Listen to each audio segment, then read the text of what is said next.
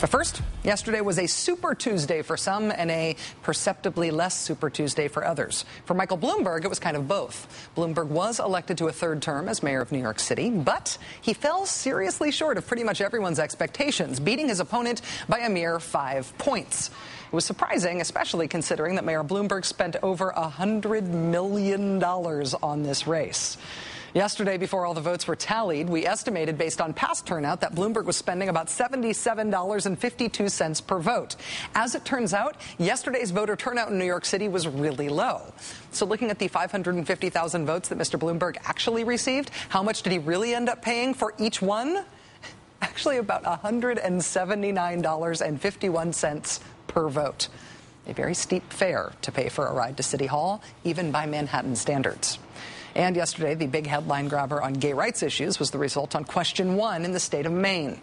Voters repealed same-sex marriage rights in Maine, which means that same-sex marriage is now 0-31 at the ballot box.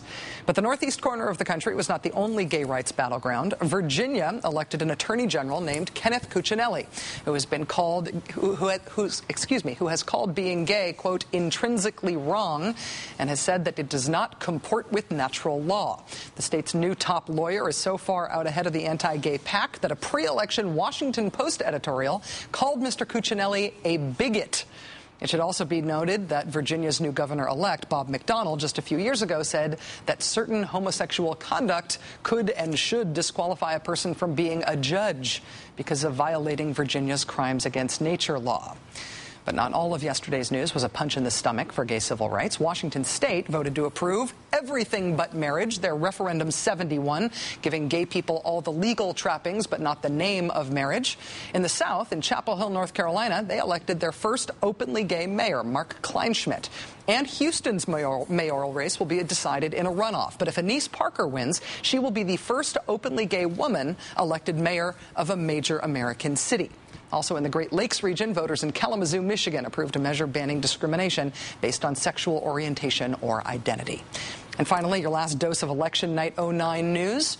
Voters in Maine approved a provision allowing medical marijuana dispensaries. And by an overwhelming margin, voters in Breckenridge, Colorado chose to decriminalize possession of small amounts of marijuana and marijuana-related paraphernalia. A vote without much real-life consequence because pot possession remains illegal under state law. But still, Breckenridge is a ski town, so for the sake of residents' corporeal well-being, we all hope that marijuana-related paraphernalia does not include skis and snowboards. Dude.